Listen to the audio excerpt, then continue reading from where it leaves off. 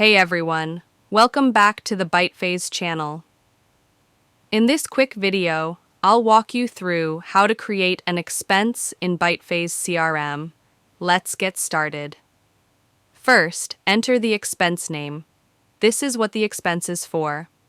Then, select the category from the available options, making it easy to organize your expenses later. Next, pick the expense date and add a short description about the expense. This will help you remember what the expense was for when you review it later. Now, move to the payment information section. Here, you can choose the payment mode, cash, bank transfer, etc. Enter the amount of the expense, upload a bill or document as proof. Once you've added all the details, click the Create button, and that's it. Your expense is successfully added to the system.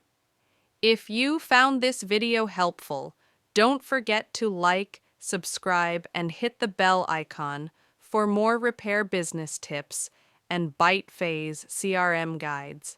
Got questions? Drop them in the comments. We're here to help. Thanks for watching, and we'll see you in the next one.